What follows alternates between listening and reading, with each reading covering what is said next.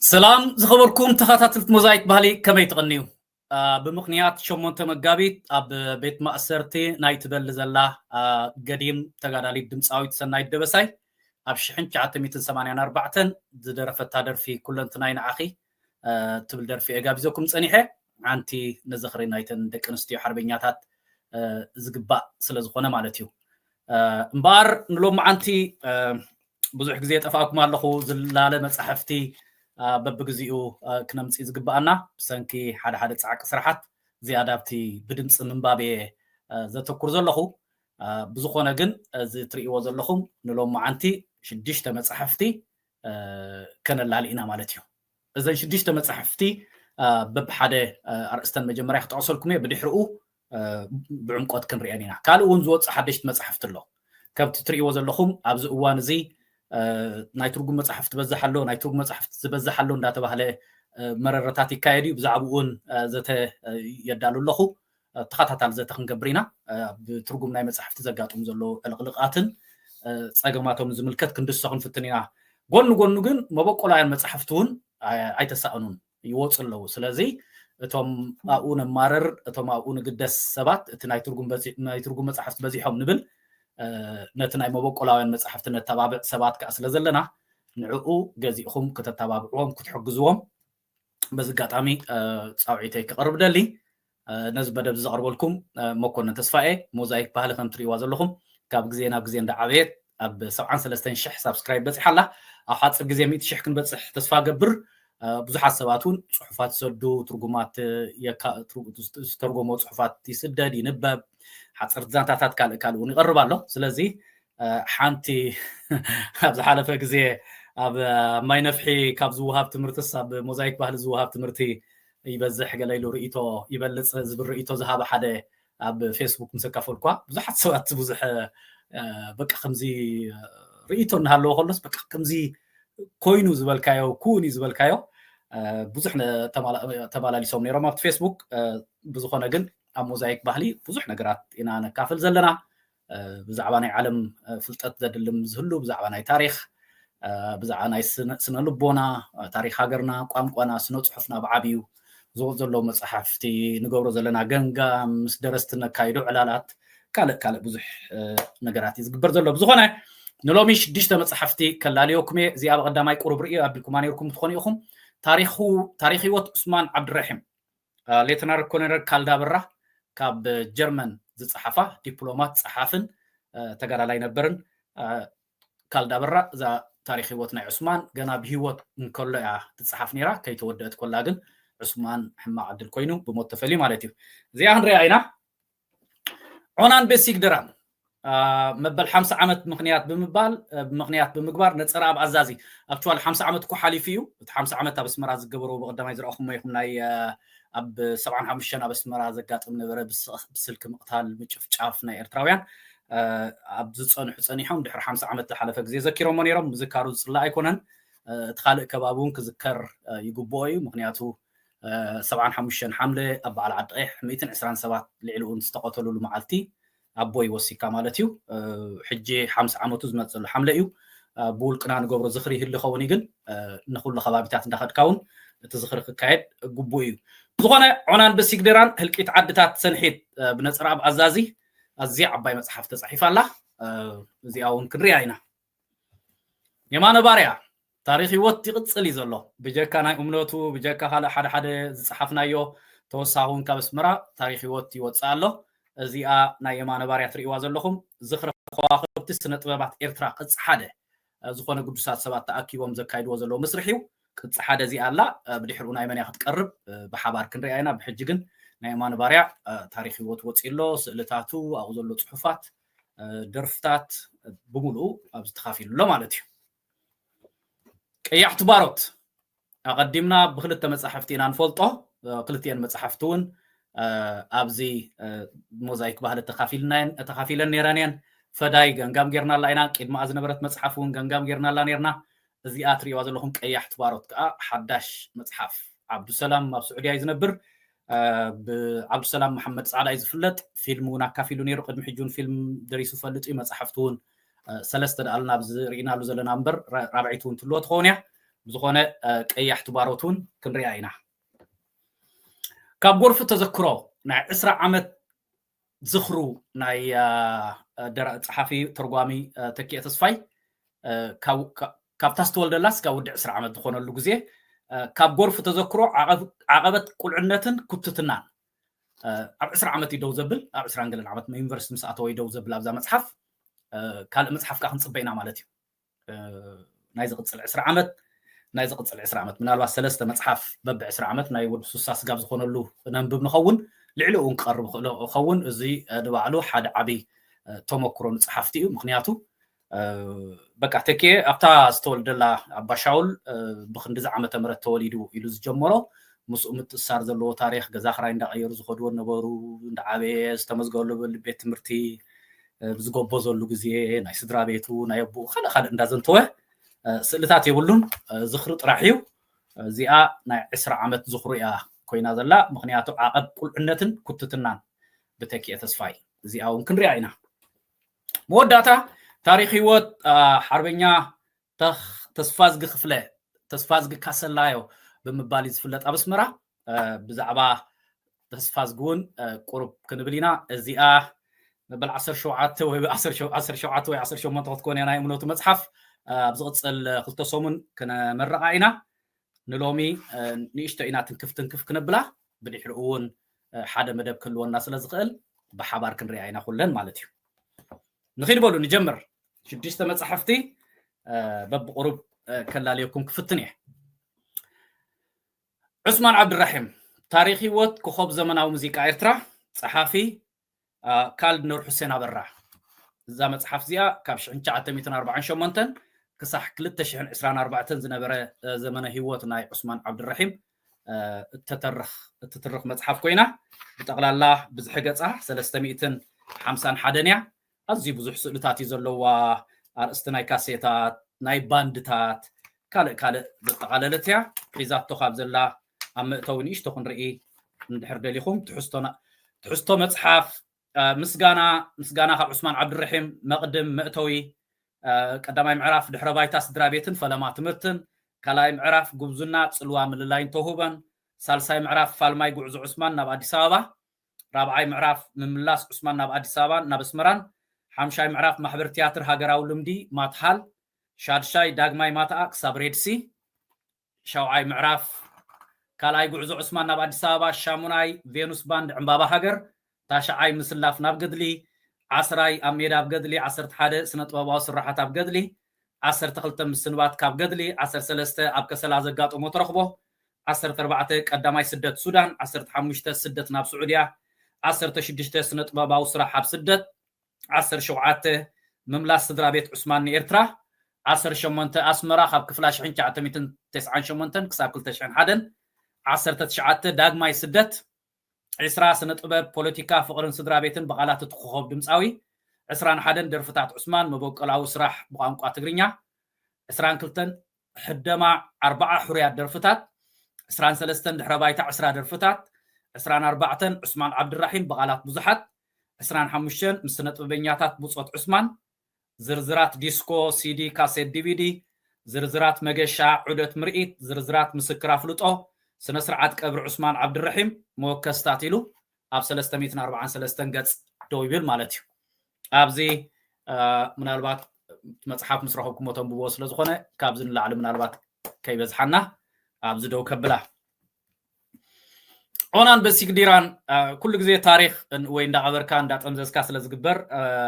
ናይ ተጋድሎ ሓርነት ክኸውን ከሎ ትስርሒት ተጋደልቲ ጥራሕ እዮም ዝብልዋ ህግደፍ ተጋድሎ ሓርነት ገለ ይብልዋን እዮም ሕጂ ጀነራል እርገቱ ተሸመ ኣብ ንኸረን እንዳኸደ ከሎ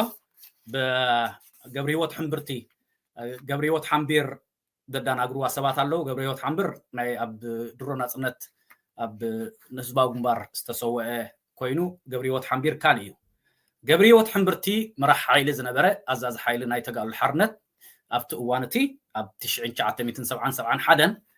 ብስርሒት ካብ ኣስመራ ንኸረን እንዳወረደ ከሎ ኣዛዚ ካልኣይ ክፍለ ሰራዊት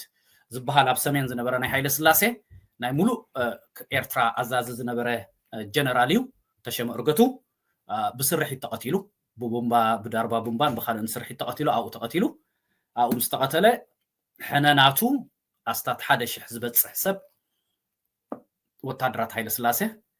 ኣብ ዖና በሲክ ዲራን ኣብቲ ከባቢ ቤተክርስትያን እንዳኣተው ኣብ መስጊድ እንዳኣተው ነቲ ዓድታት ብምሉኡ ህዝቢ ዝህለቕሉ ኣጋጣሚታት እዩ ሕጂ ከም ዝገለፅክዎ ታሪክ ክጅምር ከሎ ብተጋደልቲ እያ ትብል ናይ መን ተጋደልቲ ናይ ህዝባዊ ግንባር ናይ ተጋድሎ ሓርነት ሕጂ ከም ዝገለፅኩልኩም ተጋድሎ ሓርነት ተኮይኑ ተጋደልቲ ጥራሕ እዮም ዝብልዋ ናይ ተጋድሎ ሓርነት ኣይብልዋን እዮም ሕጂ ጀነራል ተሸመ እርገቱ ብተጋደልቲ ምስ ተቐተለ እያ ትብል ብተጋድሎ ሓርነት ምስ ተቐተለ ኣይብልን እዩ ኣብቲ ካልእ ከይድ ከሎ ግን ብተጋደልቲ ህዝባዊ ግንባር እዩ ዝብል ኤንወይ ብዝኾነ እዛ መፅሓፍ እዚኣ ዑናን በሲክ ዲራን ናብ ካልእ ክስታይ ከየብለኩም እግረ መንገደይቲ ዝወር ኢቶ ስለ ዝኾነ እዩ ምስ ነፅራ ኣባዛዝ ዝተኣሳሰር ነገር የብሉን ዋላ ኣብ ካልእ ክጥቀስ ስለ ሰምዐ ከምኡ ዝብል ዘለኹ ካብዚኣ መፅሓፍ ከይተውፃና ተዕላል ኣሕተምቲ ሕድሪ እዮም ሕቲሞማ እዛ መፅሓፍ ነፅራ ኣባዛዝ እዩ ፅሒፍዋ ጠቕላላ ብዝሒ ገፅ ናይዛ መፅሓፍ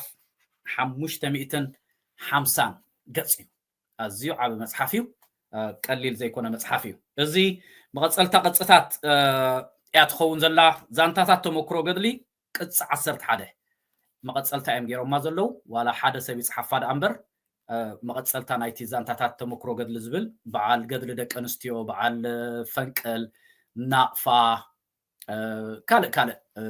10 መፅሓፍ ቅድሚ ሕጂ ወፊዮሞ ኣበርኪቶሞ ዘለው ሕድሪ ነቲ ቅፅታት ዛንታታት ተመክሮ ገድሊ ዝብል እዚኣ መበል 11 እያ ትኸውን ዘላ ይኹን እምበር ብዛዕባ ናይ ዑናን ናይ በሲክ ዲራን ጥራሕ እዚኣ ናይ 1970 ስጋብ 71 ዘጋጠመ እዩ ኣብዚ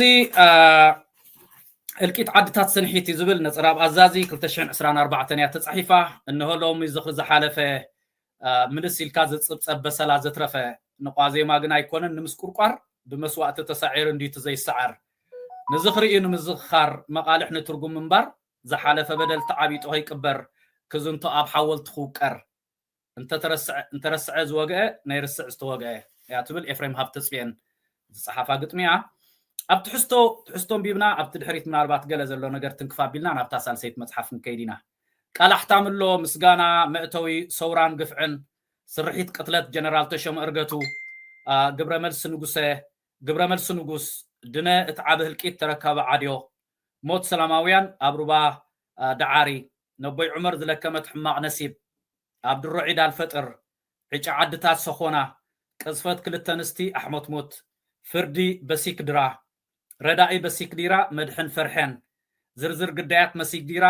መስጊድ በሲክ ዲራ ዝርዝር ውፃማዓት መስጊድ በሲክ ዲራ ህልቂት በሲክ ዲራ ካብ ልሳን ጉፉዓት ፈላሚት ወፍሪ ንምዕራረ ታሪክ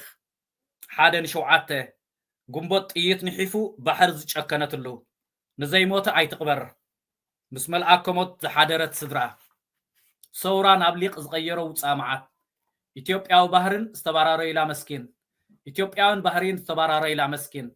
ንጉስ ሃይለ ስላሴ መንግስተ ሰማይ ዝኣቱ እንተኮይኑ ገሃነም የልቦን ንቀተልቲ ወለድኻ ምቕታል ሓጢያት ድዩ ሞት ቅባፀት ድሃይ ምጥፋእ ግን ሰንፈላል ዕጫታ መርዓት እንዳሕኒት ረቢ ትረፍ ዝበሎ ኣርባዕተ ወለዶ ኣብ ሓንቲ ጉድጓድ ንዓድታት ሰንሒት ተባፅሕ መርድእ ግደ ኣሞራን ኳኽን ሞትን ህይወትን ብሓባር ዝረኣያ ኣዳኖታት እንዳቦይ ዘርኡ መስጊድ ምቕሊ ዝኸልኣት ቶቦ ካብ እንዳውፃማዓት ናብ እንዳውፅዓት ህብቲ ዝጋ ዓሳማ በጥሕ ጅንግላይ ጋሻ ሓንቲ መዓልቲ እናቴ ለተመድህን ኣክት ሕነ ዝፈደየ ሕዛል እሾኽ ብብልሓት ኣርግ ዛንታ ዓባዩ ዝፀወየ ሃብሮም ዖና ታሪኻዊ ድሕረ ባይታ ኣብ ድሩቶ ዕለት ኣከባብራ ዒድ አልፈጥር ኣብ ጆኮ ወታደራዊ ተዋስኦ ኣብ ታሕስም ትረፍዲ ግዳያት ህልቂት ዑናን በሲክ ዲራን ገለ ካብቶም ኣብ ዑና ዝሰንከሉ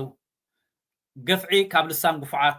ክታም ኣበይ ዑመር ህልቂት ስድርኡን ኣብ ሓንቲ ህሞት ወዲ ሓብቱ ከተስክር ዝተቐዝፈ ሽማግለ ከተፀናንዕ ክትብል ፀነተት ስድራ ደም ሽማሙንትን መሻይኽን ኣደ ትድሕን ሓብታ ትቕዘፍ ወዳ ይቕዘፍ ወዲ ሓብታ ይድሕን ኢጣልያዊ ግዳይ ህልቂት ዑና ኣበባ መርዖኦም ክርእዩ ዘይተዓደሉ ሕፅያት ዘይትፀዓድ ኣደይ ዓቤት ቅልስ ዳዊትን ጎልያድን ኣብ ጎልጎል ዑና ጥሙዋቲት ወላዲታ ክትጠቡ ዝተረኽበት ህፃን እንዳበላዕ ሳዕሪ እንግሊዝ ኣቁሲላ ኢትዮጵያ ዝቆረፀታ መከረኛ ኢድ ሳንጃ ዝቀረመቶ ፍርድቦ ሽፍታ ንማእሰርቲ ፍርዲ ሕዋቱ ንመቕዘፍቲ ሮመዳን ኤሊስ ኣቦ ጅግናን ኣቦ ዘኽታማትን ኣቦና ኣደን ኣብ መንሳዕ ጓሎም ኣብ ዑና ንሞት ዝተፈርዱ ስድራ ፅውፅዋይ ዝብእን ውዲት መራሕቲ ኢትዮጵያን ዕጫሞት ኣብ ግራትን ቤትን ኢትዮጵያ ነቦ ደቂ ንሓድሕዶም ዝተቃተሉሉ ስድራ ኣዳሌት ኖር ካብ ግፍዕቱ ናብ ወፈይቲ ደሃይ ናይቶም ደቂ ሰሓርቲ ህልቂት ዑናን ሚስተር ሂዩን እንዳሲድን ህልቂት ዑናን ገለብ ኣብ ቆውዒ 1970 ደብረ ሲና ሃብረንቃ ካብ ቅትለት ጀነራል ክሳብ ዒድ አልዓድሓ ሽማምንቲ ጥፍኣት ኣፍንጫንቲ ታሪማ ዓይነት ነብዕ ሽማምንቲ ኤርትራ ብኾፎም ሰቐልዎ ብደው ምርካብ እንክስእኑ ኣባ ኣጎስጢኖስ ተድላ ኣቡነ ብርሃ ፍራንሷ ኣሜሪካን ኣብ ናፅነት ዘንቀደነት ጉይ ጭውያ ነፋሪት ካብ ግብረ መልሲ ህልቂት ናይ ሞት ይጽናሕ ናይ ሕልፈት ጥራይ ይለቐስ ገፍዒ ዝሰሓሎ ኤርትራውነት ቃለ መጠይቅ ደራሲ ብኻልኦት ተመራምርቲ ታሪክ ዝተገብረ ቃለ መጠይቅ መጻሕፍቲ ትግርኛ ብሊን ኣምሓርኛ ባይቢሎግራፊ 540 ኢንዴክስ ከዓ ገጽ 544 ኣብዚ ከም ዝገለጽኩልኩም ቃል ኣሕታምሎ እቲ ቃል ኣሕታም ምናልባት ንውሕ ከይብለና ምስጋና እውን ኣሎ መእተው እውን ኣሎ ምናልባት ኣብታ መእተው ንእሽቶ ከምብበልኩም ሞ ናብታ ሳልሰይት መጽሓፍ ክንከይድ መእተዊ ኣብ ሕዳር 2015 ኣብ ሓልሓል ርእሰ መምህር ማእከላይን ካልኣይን ደረጃ ቤት ትምህርቲ ስውእ ዑመር እዛዝ ከለኹ እየ ብጻይ ዘምህረት ዮሃንስ ፕሮፌሰር ሃብቱ ገብረኣብ ንህልቂት ወክድባ ኣመልኪቱ ካብ ፀሓፋ ናይ እንግሊዝ መጽሓፍ ተበጊሱ ብዛዕባ ዑናን በሲክ ዲራን ክግበር ዝኽእል ናይ ሰነዳት ተኽእሎ ንኣስታት ፍርቂ ሰዓት ዝኸውን ብቴሌፎን ኣዘራሪቡኒ ግደ ሓቂ ኣብቲ እዋንቲ ብዛዕባ ዑናን በሲክ ዲራን ዝድለ ዝነበረ እንታይ ምዃኑ ብፍጹም ኣይተረዳእነን ብወገነይ ክሳብ ሽዑ ብዛዕባ ዑናን በሲክ ዲራን ዝተደርፈን ዝተጻሕፈን እኹል እዩ ዝብል መረዳእታ ነይሩኒ መስርሕ ስነዳቅን ምጅማሩ ብዛዕባ ህልቂት ዝተጻሕፈ ፈታትሸ ኣብ መጽሔት ትምጻእ መንግስቲ ከ ብዛዕባ ህልቂት በሲክ ዲራ بأبا تولد برهان قبر مدهنن بأبا زرع يعقوب عبا مكائلن استتصحفت مرير قفعي أبسيك ديران كبابيان أم مدرسة خونا تبر عنكس أبي مرست سمرا بأمينة هابته زغربت مصنعتاوي ورقت Ethiopian War Crimes in Eritrea a case study of massacre of Basic Dira and Ona بزي كازي أم مصحف تاريخي وط أمريكاويان داوني هيو and Marty on Hert's Edge a powerful story of love and adventure in Africa نهلكيت عنا ملكيتهم زمسكروه جناب حتمت زي بصحت مصحف قفعتات إثيوبيا بتكي تسفالدت بزعبا بسيك ديرا قداح نايت أبتبصا منقست كزنبره بزعبا عنا خا حصير المجلسن ناي 225 ناسمات قدايات ناي 54 سنكولانن رخبكو دحرزي أفلما 2016 مسكرنتات قداياتن سدرا بيت قداياتن بناي هلكيت بسيك ديرا فلمو ناي عناون قصيلو بزندا بله بخمي كم زدالواتا مصحف نصراب أزازي يقلصلنالو نصراب بزغاطامي ممهرن رأس ممهرن أبت خبابي زنبر مخانو يحبرالو مالتيو هراي يمان باريا بزعوا يمان باريا بزح مغلاط زدليكم ايكونن وانا سناد ايدان نايزا مصحف افرم هابتصينيو دحتموا حدري بابليشرز كوينوم توبغوسو زوسدو ግን ሓደ ጉጅለ مخانوم ይዝገልጽ ኣብዚ ቅድሚት ናይ ባርያ ስእልሎ ብድሕሪውን ብዙሕ ስእልታት ኣሎ እዛ መጽሓፍ ብጠቕላላ 370 ገጻት ዝሓዘት እያ ግጥምታት ናይ ባርያ ብዝሎ ስእልታት ኣዝዩ ብዙሕ ዝኾነ ስእልታት ኣሎ ብዛዕባ ስነ ስርዓት ቀብሩ ባጋግሱ ኣብ ኩሉ ሙሉእ ታሪክ ህይወት ስለ ዝኾነ በብምዕራፉ ከም ብበልኩሞ ትሕዝቱ እንታይ ይመስል ሒዝና ክንከይድ ማለት እዩ ምስጋና ቃል ኣሕታሚ ቃል ኣሰናዳኢ ቃል ኣዳላዊት ኮሚቴ ምዕራፍ 1 ነባር ሓወልቲ ክልተ ስካውትን ስነትን ብጭልፋ ናይቲ ኣብሱሳታት ዝኣጎመ መንእሰይ የማነ ስንክሳር የማነ እሙን ዕላማ ሃገር ጸሊም ኤርትራዊ ኮኸብ ብሁላት የማነ ባርያ ኣብ ምዕራፍ 2 ብዛዕባ የማነ ግርማይ ሬድዮ የማነ ገብረ ሚካኤል ነባር ስራሕ ዘለዓለማዊ ስም ሩህሩህን ፈቃርን ስነ ጥበበኛ ወትሩ ብሉጽ ቦብ ማርሊ ናይ ኤርትራ ግራንድ አርቲስታ ማሕዘል ግጥምን ዜማን ኣጆኻ ድኻ መግለጽ ሰኣን ኩሉ ተግባር ቅንጥብጣብ ዕምባባ እዚ ሌጀንድ እዚ ክጸንሕ ኣለዎ እታ ማልያ ሰላማት ያ ጀምዓ ዕላል ዝኽሪ ስድራ ቤት ህይወት ፍቕሪ እያ ምዕራፍ 3 ሓዊ የማነ ምዃን የማነ እቲ ዘይርሳዕ ሰብ የማነ እቲ ዘይርስዕ ሰብ የማነ ባርያ ኣብ ሓደ ባህግና ሰገናይ ኣብ ጅራፍ ይርከረን ዛጋጣሚ በአካላው ነይረ ኣብ 97 ሰገናይ ክደርፋ ከሎ ባርያ ላዕልን ታሕትን ጻዕዳ ማልያን ጻዕዳ ጅንስን ገይሩ በአዝዩ መሳጥ ዝኾነ ገባብ ክደርፋ ከሎ ንመጀመርያ ግዜ ሸዓን መጀመርያ መዓልቲ ኣንቢብዋ ካብቲ ሰነይ ብስራሕ መጽ ኣብ ከረና ኣብ ዝቆነ ኩሉ ግዜ ኣብ ታጅራፍ የሪ በአካል ተሳትፌ ነይሩ ኣዝዩ ደስ ዝብል ምሸት ነይሩ ብዛዕባ የማነ ካብ ዝተባህለ ነብሪ ዘደቅስ ድምፂ ዘመድ ኩሉ ዓርክ ኩሉ ዘያሙ ኹርዓት ኣብ መንነት ምዕራፍ 4 ቅንየታት የማነ ሰጊድ ሰላም ኣብ ልቢ ዝተቐብረ ክዝከር ዝነብር ብዘያር እስቲ የማነ ባርያ ምረጥ ጫፍ ሊቅ ጥበብ ባዕሊ ይቀበልካ ምዕራፍ 6 መምሪ ህይወትን ስነ ጥበብን የማነ ብዜማታቱን ክርአ ዘይፍለየን ተረኽቦ እግረ መንገድና የማነ ባርያ እናዘከርና ዋጽእ ዘየቋርጽ እለሻ የማነ ባርያ እንታይ በለ ምዕራፍ 6 ካብ ሰነዳት እቲ ኮኸብ ቅድሚ ሙዳቑ ቃለ መጠይቕ የማነ ባርያ ምስ ቴሌቪዥን ኢትዮጵያ ኢቲቪ ውሪ የማነ ገብረ ሚካኤል ባርያ ዓሪፉ ካብ ማታኣ ክሳብ ዘመን ባርያ መምህር ፍቕርን ሕልናን እዩ ሃገረይ ዝበለ ተዘኪሩ ነበር ንየማነ ስሩሑን ንድለ ኣነው ንእሽተይ ብዛዕባ የማነ ገብረ ሚካኤል የማነ ወዲ ህዝቢ እዩ ድልድል ክልተ ወለዶታት ኣይሞተን ጥብቆታት ምንጭ ሓበሬታ 367 ሽዑ ምስጋና ኢሉ ጅምር ከም ዝገለጽ ኩልኩም ነዚኣ ዘዳለወት ዝኾነት ኮሚቴ ኣላ ብዝቕጽል እውን ናይ ካልኦት ታሪክ ህይወት መጽሕፍቲ ክዳሎ ተበግሶ ከም ዝወስዱ ወይም ዝገልጹ እዚኣ ትመስል ናጽነት ክብረት እዩ እትብል ግጥሙ ወይ ደርፉ ኣብ ድሕሪት ኣላ ማለት እዩ ሰለስተ በፂሕና ኣለና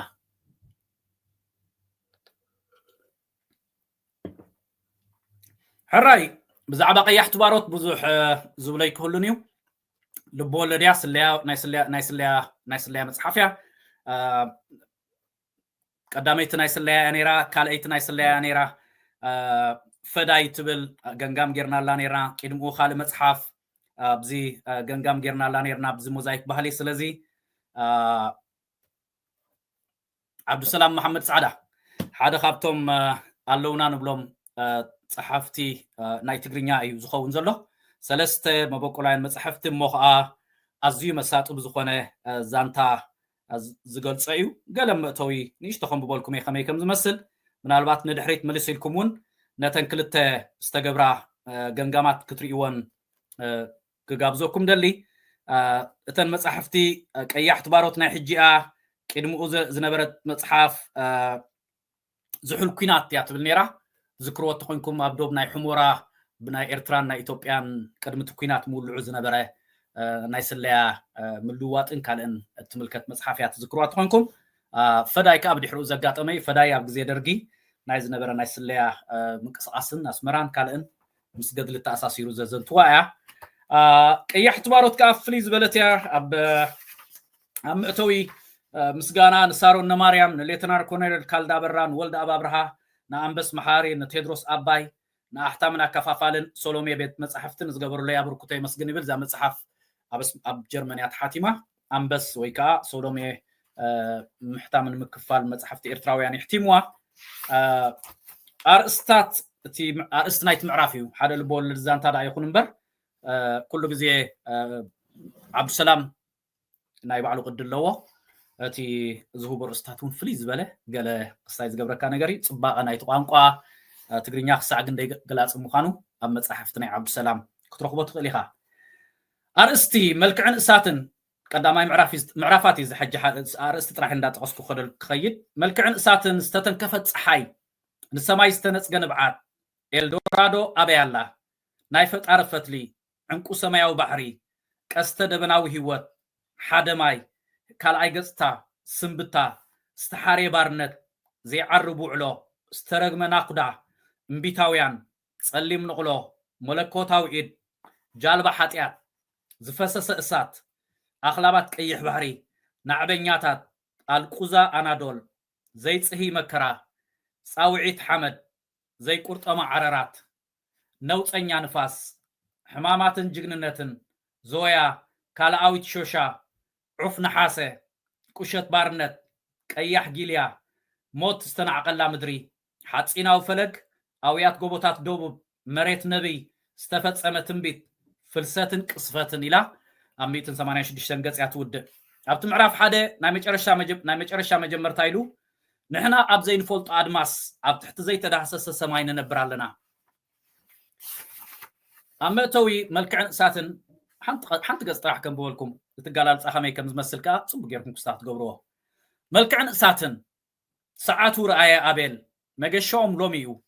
ተጨኒቁ ደጊሙ ደወለ ስቴላ የላን ብዘይ ምምላሳ ስጋኣት ተሰምዖ እቲ ኩሉ ግዜ ዝፈርሖ ብእሳት ተመሰለ መልክዓ ኣብ ዓይኑ መጾ ኣብ ናይ ከዋኽብቲ ባሕሪ ተጠሚዖም ዝወፁ ዝመስሉ ጽሩራይ ዒንታ ምስ ድንቆቶም ተራእይዎ ናብ ስሩሑ ፋይላትን ዘፍቅሮም ሩፃት መጽሕፍቱን ኣብ ዝቕፅል ክፍልን ዝርከቡ መሳርሕቱ ኣረኪቡ ናብ ቤት ጽሕፈቱ ተመልሰ ኣብ ራብዓይ ደርብ ዝርከብ ብጸሊም መስትያት ተሰርሐ ቤት ጽሕፈቱ ኮይኑን ቁልቁል ረኣየ ብዘይካ ጻዕቂ መካይን ብእግሩ ዝንቀሳቐስ ወይ ናብቲ ዘለዎ ህንፃ ዝመፅእ ሰብ ኣይረኣየን ካብ ናብ ጫፍ ማዕደወ ስቴላ ግን ናብኡ ነበረትን ናብቶም ሊባኖሳውያን ኣስራሕታ ሳምራንን ማርያንን ደው ኢሉ መልሲ ረኸበን እቲ ዝፈርሖ መዕገርገሪ ዝተረግመ መርዛም ትኪ ኣብ ሓሳቡ መፀ ጻዕዳ ትኪ ጸሊም ትኪ ሰማያዊ ትኪ ተራእዮ ህፁፅ ዝነበረ ቆፅሮም ፈረሰ እቲ ነዊሕ ዓመታት ኣብ ስደት ድሕሪ ምፅንሖም ክኸድዎ ዝተመደበ ናይ ምሸት መገሸኦም ከም ዘይሰልጥ ኣረጋገፀ ኣቤል ቀበፀ ትፅቢቱ ኮንት ኮነ ሽዑ ንገዝኡ ምኻድ መረፀ ቅድሚ ምኻዱ ግን መገዲኡ መቕፃዕትኹም ዝብል ድምፂ ብሓሳብ ብትዝታ ዘከረ መገዲኡ መቕፃዕትኹም ንፋስ ማይ እሳት መሬት ኣብ ዘይትስማዕማዓሉ ምድሪ ኢኹም እትነብሩ ዘለኹም እዞም ኣርባዕተ ተፈጥሮታት እንተዘይተዋሂዶም ከዓ ዓለም ሰላም የብላን እዚ ትንቢትን መርገምን ዝመስል ዘረባ ናይቶም ንባዕሎም ኣብ ዘይመሬቶም ናይቶም ኣብታ መቃብራት ኣናዶል እንተኣቲኻያ መውፅእ ዘይብላ እትበሃል ሃገር ዝረኸብዎ ሞሮካዊ ዓረባዊ ሰብኣይ ዘረባ ነበረ ንሶም ትውልድ ሞሮኮ ምዃኖም እናነገሩ ግን ዓረባ ኣይኮንኩን ኣማዚቂ እየ ዝብልዎ ሽማግለ ነበሩ ኣቤል ድሕሪ ነዊሕ ዓመታት ምስቴላ እናተፀበየ ከሎ ምስሎም ተራእዮ كم زنا بلت يتقصل قيحت باروت بزقاطام عبد السلام ابكال غزي خاله مدب نغبر نخونينا ግን عبد السلام ናይ ጥዕና ፀገም ኣጋጢሙ ኣብ ስዑድያ ይዝነብር ዘሎ ከምኡ ኢሉ እናሃለዎ ከለካ እዚ መፅሓፍቲ በብግዚኡ የበርክተልና ኣሎ ስለዚ ንደገፍ ስነ ጽሑፍ ንሓገዝ عبد السلام መፅሓፍቲ ገዚእኹም ክትተባብዑን ክተንብብዎን በዝጋጣሚ ክፅውዕ ደሊ እዘን ኩለን መፅሓፍቲ ብምሉአን ኣብ ሰማያት ኣለዋ ዘይትقرቦ መፅሓፍ ክተላለ ከለካ ሓደ ሓደ ግዜ የሸግረካ እዩ ምክንያቱ ትሰብ ኣበይ ክረኽባ ክብለካ ከሎ ኣከም ዝትርከብ ክትብሎ ይትኽእልን ኢኻ ምክንያቱ ብኸመይ እውን ኣነ ኣብ ኢደይ ዘይበፅሐ መፅሓፍ ዘየላሊ ዝወፁ ዘሎ መፅሓፍ ብዙሕ ግን ኣብ ኢደይ ተዘይበፅሑ ግን ከላሊ ይክእልን እየ هراي كلتا تريفنان ኣለዋ السنح صراح صرابيلنا مدبنا خنزازمينا كاب غرف تذكرو عقب قلعنتن كتتنان بتكي تسفاي كم زغلص كلكم اذا صحفت اذا مصحف زيا ناي 10 عمت هيوتو ناي تكي تسفاي تزنتو مجمريا استولدلو بشنچ عتميتن 40 ገለን ኮይንስ ማዓን ብዙኾነ ኣብ ተቀድሚትን ኣብ ድሕሪትን ዘሎ ጥራሕ አንቢበ ትዕስቶታ መጽሐፍ እንታይ ከም ትመስል ከነግረኩም ግን ናይ ባዮግራፊ ወይ ታሪክ ህይወት ሰባት ጽቡቕ ነገሩ ብዛዕባ ውልቆም ጥራሕ ይኮን ካን ትፈልጥ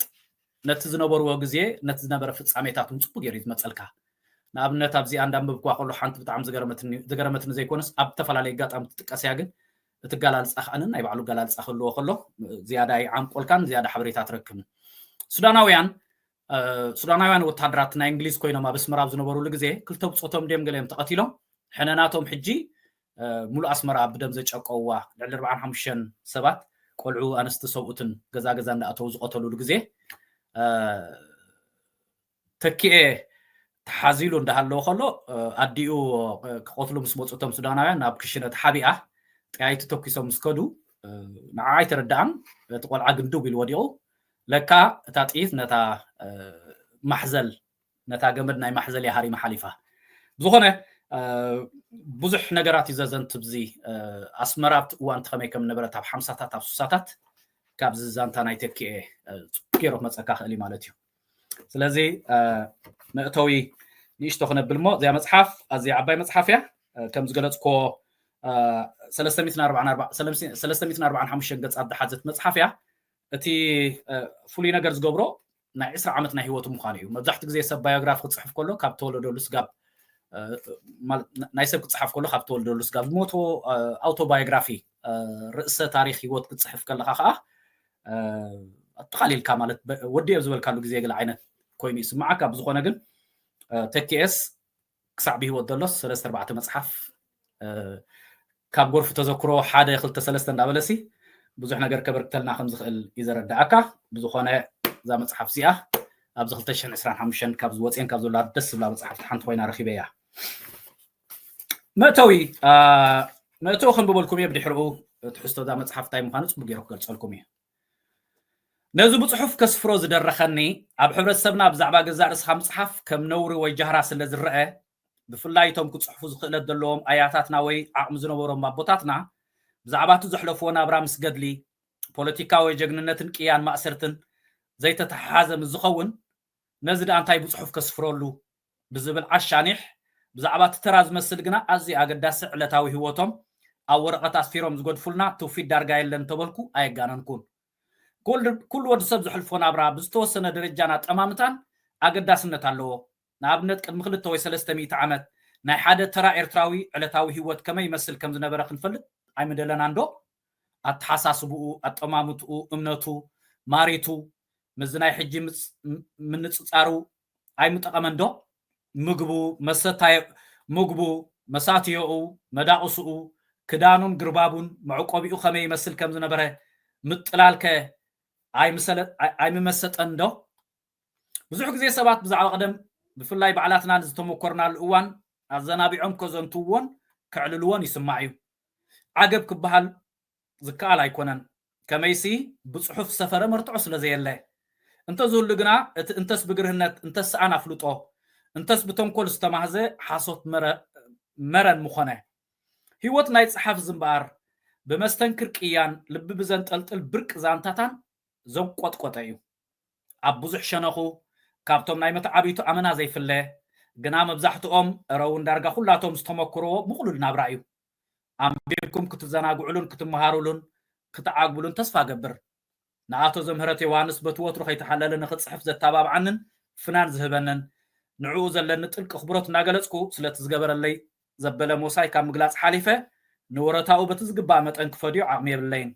ከምኡ እንዳበለይ ዝቕፅል ናብ ምስጋና ኣትዩ ስለ ዘሎ ኣብዚ ነቋረፅ ምዕራፍ ሓደ ሂወት ኣብ ኣባ ሻውል ኢልያ ትጅምር ብ11 ጥሪ 1944 ኣብ ኣባ ሻውል ከም ተወለደ ዝገልፅ ዝባን ጨርሒ ከምኡ እንዳበለ ይቕፅል ኣብ መወዳእታ ገጽ 344 45 ላብ ስኩል ኣብ ክረምታዊ ማእቶት ትምህርቲ ዝተሳተፉ ንሓሰ 1964 እጃ ኣዲስ ኣበባ ዩኒቨርሲቲ ከይዱ ኣብቲ ቢልዲንግ ላብ ስኩል ዩኒቨርሲቲ ኮሌጅ ገለ ዝብል 6 ኪሎ ዲገለ ኣብኡ ምስ ኣተወ ኢደው ዘብል ዘሎ ብዚኣ ብኣያ ትዛዘም 1944 ጀሚራ 45 ጀሚራ ናብ 64 ደው ተብላላ ማለት እዩ ካብ 64 ምናልባት ስጋብ 84 ከሓደ መጽሓፍ የካፍለና ኸውን ኩሉ ወዲ ሰብ ዝሕልፎ ናብራ ብዝተወሰነ ደረጃን ኣጠማምተን ኣገዳስነት ኣለዎ ንኣብነት ቅድሚ 2 ወይ 3 ኢሉ ኣብቲ መቕደም ዝነበረ ስለ ዝኾነ እዚ ከየንበብኮ ድሓን ክሓልፎ እዚኣ መጽሓፍ እዚኣ ትመስል ናይ መዛዘሚ ታሪክ ህይወት ሓርበኛ ተስፋዝጊ ክፍለ ብስራት እዚኣ ኣብዚ ተስፋዝጊ ካሳላዮ ዝበሃል ኣብ ኣስመራ እዩ ነይሩ ሓደ ካብቲ ግዳያት ኣርቲኮሎ ደቺ ኣብ ግዜ እንግሊዝ ኣብ ዝነበረ እዋን ከምኡ ከዓ ናብቲ ፌደሬሽን ስጋብ ፌደሬሽን ሰጊሩ ዝነበረ አንቀጽ ኣርቲኮሎ ደቺ እንታይ ኢና ንብሎ አንቀጽ 10 ወይ አንቀጽ 10 መቅጽዕያት እያ ብዝኾነ ማለት ሓደ ፖሊስ ወይ ሓደ ናይ ሕጊ ሰብ ብዘይ ፍቃድ ናይ ቤት ፍርዲ ንሰለስተ ወርሒ ከኣስረካ ይፍቀድ እያ ትብል ኣብ ዓለማዊ ሕጊ ከም ንሪኦ ኣብ ውሽጢ 48 ሰዓታት ኣብ ውሽጢ 24 ሰዓታት ወይ ገለ ዝብል ሕግታት ኣሎ ሓደ ሰብ ምስተኣሰረስ ፖሊስ ንክንድኡ ሰዓት ጥራሕ ብሕጊ ክሕዞ ዝኽእል ብጀካ ዝናይ ህግደፍ ካብ ሕጊ ወፃ ዝግበር ነገር ገዲፍካ ኣብ ዓለም ዘየሎ ማለት እዩ እሱሩ ይእሰር ካብ ቤት ፍርዲ ፍቃድ ወሲዶም ከናውሕዎ ክእሉ እዮም ክልተ ሰሙን ብሓፈሽኡ ግን ኣብ 48 ሰዓት ናብ ቤት ፍርዲ ቀርብ ኣለዎ ቤት ፍርዲ ብዋሕስ ክወፅእ ድዩ ኣብኡ ክፀንሕ ከዓ ቤት ፍርዲ ይውስን ክሱ ይርአ ከምኡ እንዳበለ ይቕፅል ዝኾነ ተስፋዝጊ ካሳላዮ መን እዩ ንዝብል ውልቃዊ ሓበሬታ ኣዝዩ ክረክብ ብዙሕ ከም ፃዕረይ ዝገልፅ እምነቱ ብሓፈሽኡ ግን ተስፋዝጊ ምስ ሓፍቱ ዝገበሩ ዕላል ተስፋዝጊ ክፍለ ምስ ሒሙ ዕለተ ብርሃን ኣብ ዕለተ መርምዖኦም ዝብል ስእሊ ዘለዎ ከምኡ እንዳበለ ጊንዳዕ 1932 ፕሬዚደንት ማሕበር ሰራሕተኛታት ኣብ 1956 ካቫሌሪ መሐመድ ኣሕመድ ኣብዚ ፅሑፋት ኣሎ ሕሉፍ ታሪክ ምንቅስቃስ ማሕበር ሰራሕተኛታት ኤርትራ ተስፋየስ መሓሪ ዶክተር ተስፋየስ ዝሓፍዎ እንታይ ይብል ኣብቲ ናይ 4ታት 50ታትን ሰላማዊ ቃልስን ናጽነት ኣብ ውሽጢ ተራ ህዝቢ ኮይኖም ቃልሲ ብዘካይዱ ዝነበሩ ስሞም ዘይለዓልን ብዙሕ ዘይዝረበሎም ሃገራውያን ተቃልስቲ ብዙሓት እዮም ዝበዝሕና ነቶም ኣብ 50ታት ዝነበሩ ዓበይቲ መራሕቲ ከም በዓል ሼክ እብራሂም ሱልጣን ወልደ ኣብ ወልደ ማርያም ወዘተ ኢና ንፈልጥ እቶም ኣብ ታሕቲ ኣብ ማእከል እቲ ህዝቢ ኣብ ማእከል እቲ ኣድማታት ኣትዮም ዝውድቡ ምስ ፖሊስ ዝፋጠጡ ዝእሰሩ ዝግፍዑ ወዘተ ዝነበሩ ተቃለስቲ ዳርጋ ይንፈልጦም ኢና እንተተባህለ ምግናን ኣይኮነን ሓደ በዓል ስልጣን ዝነበሩ ኤርትራዊ ነቲ ተስፋዝጊ ዘካይዶ ዝነበረ ምንቅስቃስ ደው ከብሎም ዕዶ ለገስሉ ንሶም ክብ ዝበለ ስልጣን ምስተዋሃቦም ኣብ ጎኒ ኢትዮጵያ ጠጠው ዝበሉ ሰብ እዮም ነይሮም ተስፋዝጊ በቲ ተጋላባጥ መርገፅ ናይቶም ሰብኣይ ተገሪሙ ኤርትራ ምስ ኢትዮጵያ ንክትፅምበር የብላን ብኤርትራውያን ትመሓደር ናፃ ሃገር ክትከውን ኣለዋ ትብሉ ከም ዘይነበርኩም ደኣ ሕጂ እንታይ ኮንኩም ተለዊጥኩም ክብል ሓቲትዎም ተስፋዝጊ ኣብ ኣገዳስ ማሕበራዊ ጉባኣት ከይሳተፍ ዝተኣገደሉ ግዜ ነይሩ ንኣብነት ሰብኣይ ሓውቱ ምስ ዓረፈ ሬሳ ሰኒኑ ዓድብ ዝተበገሰሉ ካብ ብሎኮ ደቀ ምሓረ ከም ዝመለስዎ ኣሓቱ ይገልፃ እሱ ምስ ተመልሰ ምራሕ መንገዲ ስኢነን እተን ካልኦት ኣሓቱ ነቲ ዓዲ ስለ ዘይፈለጣዎ ቀባሮ ተኸላቢቶም ሬሳ ፀይሮም ናብ ኣስመራ ብምምላስ ስነ ስርዓት ቀብሪ ዘምኡ ኣብ መቃብር ገጀረት ከም ዝተፈፀመ ነቲ ሽዑ ዝወረደ ናድራዕ ሓብቱ ብምረት የዘንትዋ እዚ ይመስል ናይ ተስፋዝጊ ክፍለ ካሳላዮ ስራሕ ጫማይ ነይሩ በስመራ ታሪክ ህይወቱ مقدم مأتوي ترجم تاريخن تسفاز قفلة بسرات منيو تسفاز قفلة خم هايمانوتنيا تاريخو أب معباب لا سرحتنياتاتن قالصوم حلوف تاريخ من قصة سرحتنياتات مدراس مفراس فيدريشن صعبيناتون تسفاز قفلة كم تجوه تقلاساي تسفاز قفلة خم قداي أرتيكولوديتشي كم أسرحن كم تواسعن أم قصة سرحتنياتات تسفاز قفلة خم زماراي معرف عصرت تسفازجي أملخون مزمورن معرف عصرت حدا منفساو مزمورن أقداسنتون معرف عصرت خلته قدو مزمورن فليتو هو باهبلا قبسان معرف عصر سلسته تسفازجي خفله كم فتو بعل زنا معرف عصر تربعته حدا دراسي زرزر ودو تاريخي زبل أميتن عسران حمشتن كم زلو ندحرينا بزعبا تسفازجي بزح سلتاتي زلو بيت ما سرت قلو تسألو أب استفعل قات أمتات تسألو سئلتات أب قص ميتن عسران حمشتن تسفاز خفلة خم فتو بعد زنا تسفاز خفلة بوليتيكا ومن أسعاساتن بتعبيت مع سرت زور ودو تدقاقا مقفعن سب بزحي فوتوي ينقدون يدنقص على نيرو حدا أب شودن زنبر إيرتراو بزعباز غمسكر كله تسفازجي أب قزانا زنبر سيرفيس قزاو تتخاري نبر نيرو أنا نيشتو خينا كفل أنا نيشتو خينا خفليت قزا خراي كبتلا إخا خيد كلهو عدي كاب سبيت تسفازجي كراي قزا خمس تبلنا نيرا سلامتاي مخاني يرد عنن حدا معلتقن ندي سلامتاي كخوفلو خمزيت دليوم مسحاتت كوا كم زبلتني نابرو أبيت ما أسرتي خوين زلو كابي أمسيوم كخوفلو كم زنا بلاي تقص مالتيو تسفازجي كم تريو زلخم أبزين سنتو كم زي مسل نيرو منوتو بزعبا مبقول عد ناي تسفازجي كتصنع بزح فتينو تمدك عدو مالت توم عبيت حالفهم سلازخونو توم نعشتو بزح كفولت وي كالون بحافش اوغن بزح نجر فتش نيربت وانتي تسفازجي خفله خسالايو نسو اب 50 سوساتاتن برتع فقره هاجرن زي حلل دليت قالسن زنبره سبي تسفازجي بشحن 935 كاب كتم عد قيح رحقت زي كونت عد ورحي ابتبهال عدي وردا دقيعني توليدو اتنسو تولدو العمت ايطاليان ايتوبيان ليبيان ورارات تكايدو لزنبرت عمتيو سلازي اب عد ورحي ما بقول عدنا تسفازجي عد ورحي كم زخونه يو تقس كم زغلصكو عد ورح بخمي وصيا بتخباب زبقول انتاي مخانو قلمتات بزح زرعتي انسساتات كم ابتخال مصحف تزغبرو مسنعت كغبر مسفتنه كم تدلم تحبار كم زي رخبن تسفازجي توم ناشتو فولت وي كولونيا ناي 35 تولد سبيو توم عبيتخا حليفو مالو مالتي بزخونه ግን بعال عد ورحي يو تسفازجي تاريخ وتخا ازي اتمثل لذي ناي مودات ايكونتن ግን تزحدثت مصحف ناي امنوت زيات تكون زلا دحر خلت سومن ممرقت هنغبر لاينا ابون توسخي تقص تاريخ يلو خون نلومي شدشت مصحف يلا عليكم قصليه كم زغلصكو بحاده حاده مخنياتات اتي مللاي مصحفتي قال مطيعاتن غنغامن قرب بزحل لي زلخو ግን ካብ ሕጂ قصليه دغيمه زللنا شدشت مصحفت خطريو انت دليخم تاريخ هيوت حربኛ تسفازجي خفله بسرات ناي امنوت تسفاي كاب غورفي تذكرو عقبت قلعنتن كتتنان ناي تكي تسفاي قياحت باروت ناي عبد السلام محمد سعاده خف سعوديا يمان باريا تاريخ هيوت يمان باريا والناس سناده افريم هابتسين كاب اسمرا بسيك ديرا عنان بسيك ديران هلقيت عدتا سنحيت 1977 حدن بنصر اب عزازي ازي عباي مصحف تريوا زلخم كاب اسمرا كومون عثمان عبد الرحيم تاريخ هيوت كخب زمناو موسيقى ايرترا كاب جرمن ليتنار كولونيل كال دبره اب جرمن صحافه اذا مصحف زي اون كال غزي خمري عينا نزمسل از مصحفت كله اب www.samayat.com وي اب كال نايرتراوين مشيطا مصحف تخرخبو يخم اب زقصل بخال مدبات كسا نراخب ببزلنا يا سلام طنان دغيم يمسكنكم كبرت هابلي يغني الله